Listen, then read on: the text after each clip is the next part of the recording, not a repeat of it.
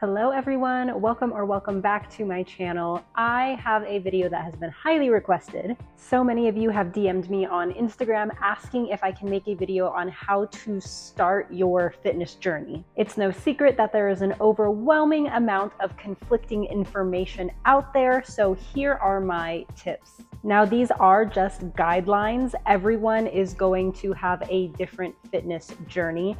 I did lose over 100 pounds myself, and I have kept it off for many, many years. So I'm going to share with you what I would do if I was starting all over again and some of the mistakes I made during my own fitness journey. Before we begin, please don't forget to subscribe to my channel if you have not already. Also be sure to follow me on Instagram at Zoe Carter Lux. Okay, let's just dive right into it. Once you have decided that you are going to go on this fitness journey, you need to pick a date and start, and it will never be the right time. There will always be a holiday, an event, a birthday, a wedding, a barbecue. Something is going to happen every single time you think about starting.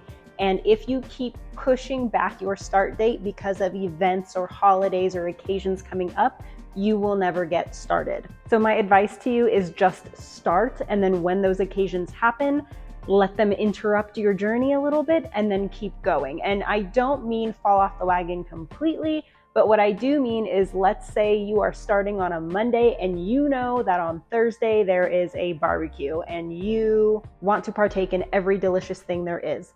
Start on Monday anyway. If you are doing phenomenally well sticking to your plan Monday, Tuesday, and Wednesday, who knows, maybe by the time Thursday rolls around, you'll be feeling so good that you won't indulge as much as you thought you would. Or if you do end up overindulging, it's just the one day, and then on Friday you are back at it again. And that is the easiest way to make this fitness journey a lifestyle. It's a part of life. There will be things that come up that don't adhere to your fitness plan, and that is okay to integrate those things every now and then.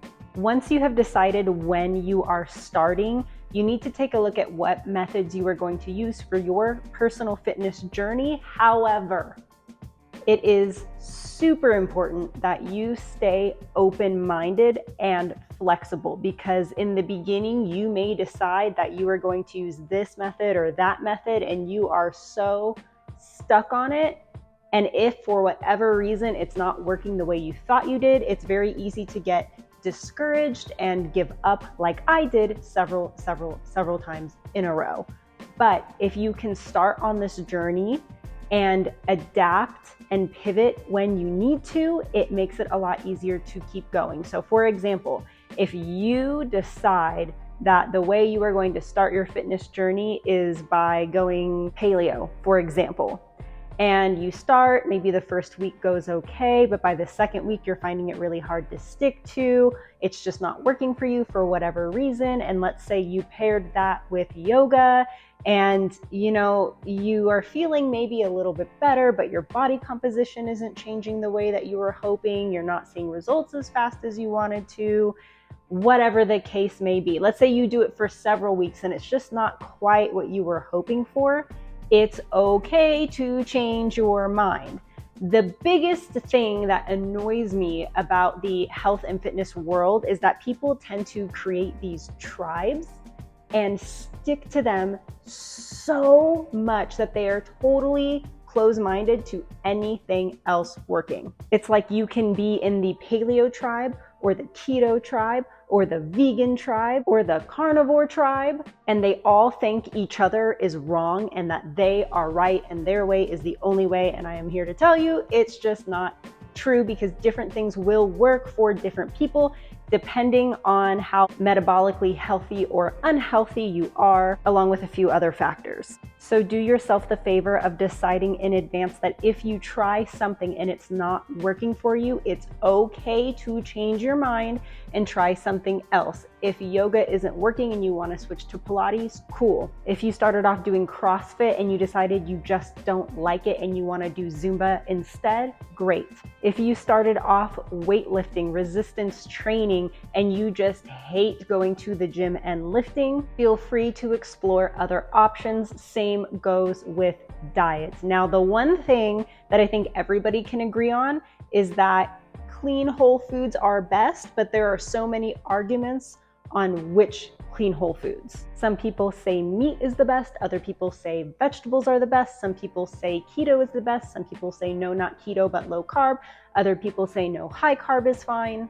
And a lot of it will come down to your individual situation and how metabolically healthy or unhealthy you may be. For me, I tried several times to listen to the people that were like, carbs are not the enemy. You need carbs, just make sure they're clean carbs. And so I did that and I wasn't getting results. So for me personally, I switched to keto for a very long time and I lost that weight so fast. It was so easy for me to stick to. And now that I am in a much better place, I would describe my diet as more low carb than necessarily keto, but I had to almost put myself in like a metabolic ICU. The thing is, yes, lifestyle changes are important, but I do feel like diets have their place. And I know a lot of people hate to hear that. They're like, I don't believe in diets. I don't believe in diets. They don't work. So it's all about a lifestyle change. But I compared it once and a lot of people kind of resonated with it, even though it's kind of a morbid comparison, but stick with me.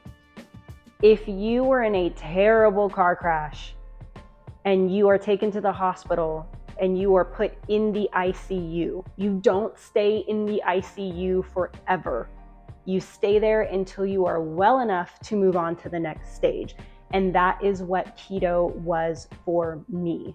I was so metabolically damaged that keto was like ICU for me until I could get enough weight off to feel better and learn what works best for my body, which carbs I can handle, which carbs I cannot handle, how many carbs I can handle, what fats do I do best on, how much protein do I personally need. And once I got myself to a good place, I could then start branching out and experimenting with other ways of eating. And doing that is going to look different for everybody. So I kind of went off on a tangent there, but my point is, be open-minded and be flexible and be willing to try different things, and don't get so caught up in this tribe or that tribe to where you think that way is the only way and you are unwilling to try other things that could be beneficial for you. I also recommend taking tons of progress pictures. Take progress pictures from the front and the side and maybe even from the back at least once a week. In the beginning stages of my fitness journey, I dreaded this because I did not like how I looked and I didn't want there to be any photo evidence that I ever looked that way. But now I am so glad that I have those pictures for a few reasons. One, it shows how far I've come and I'm very proud of myself for doing so. But two, a lot of times when you are just looking in the mirror, even though maybe you've lost 5 pounds, 10 pounds, 15 pounds, since you're losing it slowly and you see yourself in the mirror every day, you don't realize what an impact it has made until you start comparing two photos side by side. So take progress pictures. Another thing you may hear when starting your fitness journey is that the scale doesn't matter. And that's a lie, especially if you are somebody who has a lot of weight to lose like me. Now, you will hear people say the scale doesn't matter because you could be losing fat but gaining muscle at the same time, and then you're gonna trick your mind into thinking that what you're doing isn't working. Okay, if you're already lean, that's true. However, if you were like me and you have 100 pounds to lose, even if you only have 50 pounds to lose, you are not going to gain 100 pounds of muscle while losing 100 pounds of fat. That's not going to happen. So yes, the scale, especially in the beginning, is an important way to track how you are doing. Now, I will say once you have lost the majority of weight you need to lose, that is when the scale may not be such a reliable source on how you are doing, and progress pictures are going to be more of your friend than the scale. For example, I do have two pictures. Both pictures I weigh 138 pounds. However, my body composition is different at 138 pounds in each photo, but that is after I already lost a whole bunch of weight. So if you have more than like 30 pounds to lose, the scale is important. So now that you have decided when you are going to start, what methods you are going to try while still being open-minded, and have made sure that you are going to track what the scale says and your progress pictures, let's focus on some of the mindset work. Make sure you are doing this from a place of love and not from a place of hate. You are doing this because you love yourself and you want to get better and become the best version of yourself, not because there is anything wrong with you. It is okay to be fed up with your current state of health, but you need to be nice to yourself, be kind to yourself, and be proud of yourself for taking this step in the first place. This journey is not easy.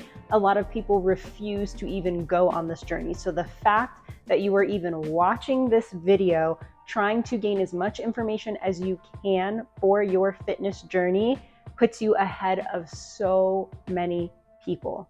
So make sure you're doing this from a place of self-love. Also, inevitably, there will be people who at some point during your journey, usually after you've had some success, who will come to you. Maybe they were supportive in the beginning. I've said this in other videos.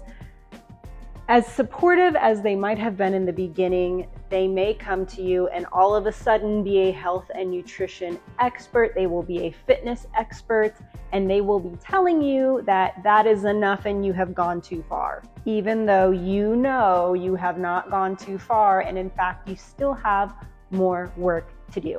Do not listen to these people. You know your body best. I lost 106 pounds, and when I was at the point where I had lost 60 pounds, I had people telling me that that was enough. It was starting to get dangerous and I needed to stop. Well, I went on to lose another 46 pounds, so clearly I wasn't done. So now when that happens, you are prepared. I have warned you, and you can just let them know, thank you very much for your concern, but I am going to do what is best for me. I also highly recommend that you have some kind of a hype buddy, somebody who is either on this journey with you, or even if they are not on this journey with you, somebody who you can trust to be your cheerleader along the way and who won't turn on you halfway and be like, oh, that's enough, maybe because they aren't doing so well on their own fitness journey. I digress. Find a personal cheerleader, and if you don't have one, or if you're like, I have looked, I'm not sure who that would be for me, I am telling you, I will be your biggest cheerleader. I am not kidding. DM me on Instagram. Let me know that you're starting your journey. Let me know where you're at. Give me updates. I promise you, I will be your biggest hype friend ever. You guys have no idea how much it makes my day when somebody messages me and says, hey, I saw this video or that video that you posted, and I am, I took this away from it, or I took that away from it, or I've lost 10 pounds, I've lost 20 pounds, I've changed the way I'm eating. I mean, I love those messages so much, and I do respond to every single DM that I get. So I'm serious. If you don't have somebody in your immediate personal circle who will hype you up along the way, reach out to me and I will be that person. It's important. And last, know that this is a fitness journey. It is a journey. It lasts a long time. Now, that's not to say you can't have success very quickly, but especially when you start to get towards the end, like towards your goal where you are about to enter a maintenance phase, you really do realize that it is a lifelong journey, because you can't just reach your goal and then stop. You can't just reach your goal and then go back to what you're doing. Otherwise, you will pedal backwards. It's about making healthy lifestyle changes that you can maintain for your life. So know that if sometimes progress is fast and other times progress is slow, that's okay. It's all part of the journey. I have never met anyone who got it right the first time, where everything was just perfect and they did not have to tweak things or adapt or change things up. Everyone who has been on a fitness journey can tell you that it is a matter of trial and error and listening to your body. Feel free to take advice from people that you admire, people you trust, people who have their own successes, but know that you don't have to take every piece of advice. Try things that resonate with you and leave the rest to the side, and you can always go and try those things later if you feel like you need to. Do your own research, educate yourself, and always keep learning, especially when there is an abundance of health and fitness influencers out there. Whether they mean to or not, they tend to say things without fully explaining them, which can be very misleading. And honestly, I think a lot of times they don't mean to do this. It's just maybe they know the other half of it, so they assume everyone else does. An example of this is when I started doing keto and I heard somebody say that glucose is necessary for you because your brain runs on glucose. And I was like, oh no, my brain is gonna stop working because I'm not eating like hardly any carbs. Well, what they didn't say is that yes, your brain runs on glucose, but your body can make its own glucose. So you don't actually have to consume any carbohydrates. Whatever fats and proteins you're eating, your body can turn some of those into glucose for your brain to then function, and it's totally fine. In fact, if we were to all wake up tomorrow and every carbohydrate was wiped off the face of the earth and we only had protein and fats, we would all survive. However, if we woke up tomorrow and all of the fats were wiped off the face of the earth and we only had protein and carbs and zero fats, we would all die. There is no such thing as an essential carbohydrate, and that is what was very confusing to me. Now, I am not here to bash anybody who, is team carbohydrate. That's great for you if it works for you. I'm not saying that carbs are bad. What I am saying is everybody can handle a different amount differently based on where you are at metabolically. And that is why I think it's important to do your own research and don't listen to somebody who's like, well, I'm shredded and I eat tons of carbs. Just because that works for them doesn't mean it's going to work for you. Just because keto worked for me doesn't necessarily mean it's right for you. I hope this video was helpful. I hope it was motivating. In the description down below, I will post a link to my video of my whole weight loss story if you are interested. Please let me know in the comments down below if you have any tips on starting or maintaining a fitness journey. We are a community here. We are all about helping each other, no gatekeeping. I love to hear everybody's tips. Please don't forget to subscribe to my channel down below if you haven't already, and give this video a thumbs up. Also, let me know if you have any other videos that you would like me to make. I am always listening to the requests that you guys give me. Have a fabulous rest of the day, and I will see you all in the next video. Bye.